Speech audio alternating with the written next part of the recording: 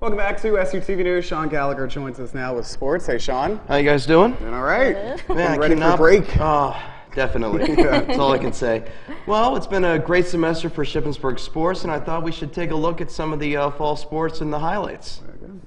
Well, for the fall sports season, football dominated most of the headlines with a new era with Coach Mark Macheski, or Coach Mac as he's referred to on campus by everybody. And he has some big shoes to fill, like any new coach would. Even though Mac has been a part of the football program since his playing days, he still looked to gain a stronger connection with the community. Red Raider football, check out Coach Mac at Newt's Thursday nights. Coaches, fans, and alumni gather together for great food and to talk football. Even President Root came out to support Coach Mac. People are enjoying it. I think it really builds camaraderie and support of Shippensburg University and support of the athletic program. I want to get it out to the community. I want people to get involved with our program, and also not just as far as on Saturday at the games, but I want them to know what the football players do, what they go through. Interaction with fans is important to Coach Mac. I want it to be that. I want to be, people asking questions, people having fun, because they're having fun here. They'll go out and tell somebody else, and hopefully they'll bring some people, more people the following week. For SUTV Sports, I'm Kristen Wright. With the first half of the season having its ups and downs, the Red Raider football team was able to finish the season on a 4-game winning streak and have a 7-4 record. Lindsey Barna had a chance to talk to Coach Macheski after capping off his first winning season. As a head coach of Shippensburg, and you finished with a winning season, how do you feel? You have to be proud of these guys. I'm very proud of the players.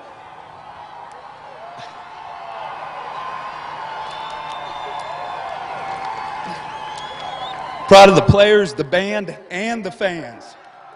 But this is, like I've said before, this is a group effort between the coaches, the players, the administration, the university and whole, the community. Everybody has a part in this, so everybody had a winning season this year. In other fall sports, expectations are always high for the field hockey team at Shippensburg. The ladies made it all the way to the PSAC championship as they took on Bloomsburg back in late October.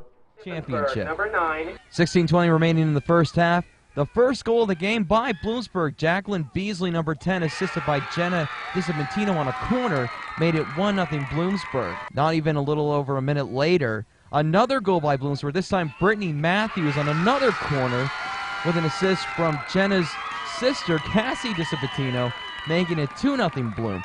But before halftime on the final play, Shippensburg has a corner, and it's Katie Puffnock as she puts it in the goal right before halftime, making it 2-1 Bloomsburg. So the Red Raiders not out of it yet. In the second half, Bloomsburg's number 18, Amanda Riley, scores from an assist by number 13, Amanda Allenbach, making the score 3-1, and that's the way it would stay. A tough game for Shippensburg to lose.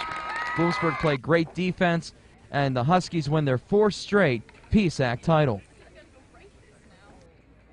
Getting back to the sports in action for the winter, the basketball teams went west to face Clarion and Gannon last Friday and Saturday. In their game against Clarion, the women's basketball team defeated the Golden Eagles 74-60, while the men lost 77-67. The next day, the Golden Knights of Gannon made it a clean sweep as the Ship women lost 64-59 and the men lost 94-75. The women are currently 5-4 with a PSAC record of 2-4, while the men's team is 4-7 and also 2-4 in conference play. Both teams are off until the end of the month.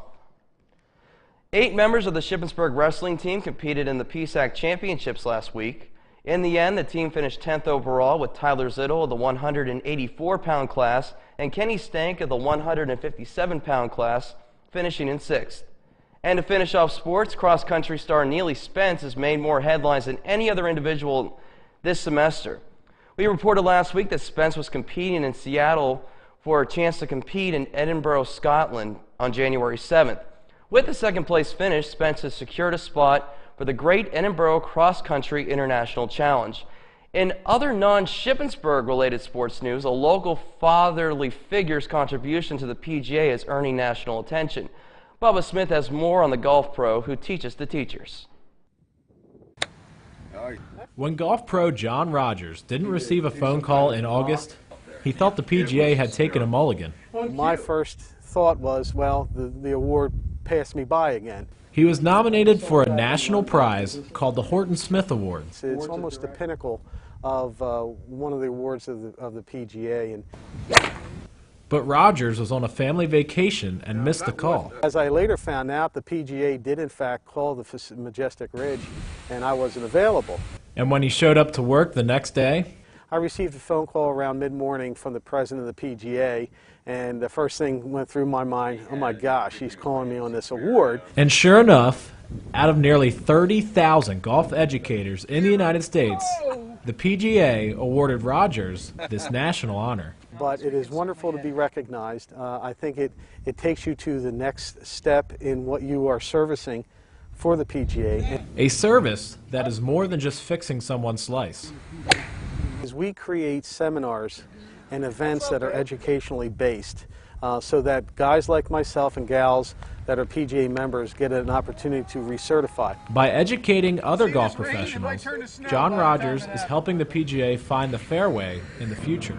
And as long as we can continue to have PGA professionals participate and involve themselves in not only education but growing the game of golf, things of that nature, I think our industry is going to be in good shape. Though Rogers never wanted credit for his work, We as golf professionals don't necessarily do what we do knowing that at the end of the day there's an award waiting for you. the national recognition isn't all that bad. Those who have won it in the past, and obviously including myself, view it as a very special award.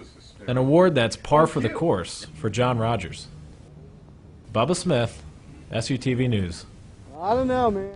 Rogers will formally receive the prize in January at the PGA of America Awards in Orlando, and John Rogers just happens to be the father of our own Kyle Rogers. Kyle, you have to be really proud of your dad. He doesn't look anything like me. I don't look anything like him. No, but in all seriousness, I am proud of him. He's worked hard as long as, since I've been born, so it's great to have a national recognition that he can deal with. Plus, I'm looking forward to going to Orlando. Of course, just being a pro golfer too, I find it amazing how those guys can play the game at such a professional level because I don't want to tell anybody my handicap when I golf. Let's just put it that way. I'm sure his isn't much better than yours. No, I'm just kidding. But no, I'm very proud of John Rogers. So thanks for that story, Bubba, by the way.